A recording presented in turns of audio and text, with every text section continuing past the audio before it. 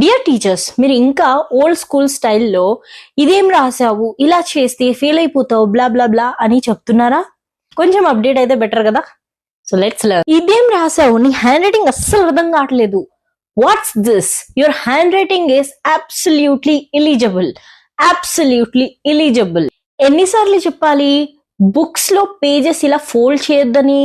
How many times I have told you not to dog ear the pages of your book? Dog ears. ఏంటిది book అంతా పిచ్చి గీతలు వేసున్నావు? You have scribbled doodles all over your book. ఇలానే జరుగుతూ ఉంటే నువ్వు టెస్ట్ లో ఫెయిల్ అయిపోతావు.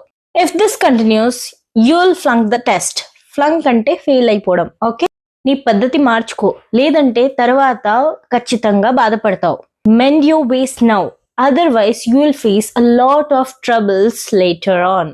నీ బ్యాగ్ లో నుంచి బుక్కులన్నీ బయటికి పడిపోతున్నాయి. The books are oozing out of your bag. Oozing out అంటే బయటికి పడిపోతున్నాయి, బయటికి వెళ్తున్నాయి అని అర్థం. ఈ బుక్స్ షెల్ఫ్ లో నుంచి పడిపోయేలా ఉన్నాయి. The books are tumbling off the shelf. ఎంత తిట్టిన తర్వాత పిల్లల కళ్ళల్లో డెఫినెట్లీ కన్నీళ్లు కనిపిస్తాయి కదా. సో దీన్ని ఎలా అంటారు? Tears are welling up in your eyes. Tears are welling up in your eyes. నీకు ఇక్కడ ధ్యాస లేదు, ఏదో ఆలోచించుకుంటూ ఉన్నావు. Your mind has wandered of. ఇప్పుడు మీరు చెప్పండి, చప్పుడు చేయకుండా ఉండు, లేదంటే మీ పేరెంట్స్ కి కాల్ చేసి చెప్పేస్తా. Right in the comment.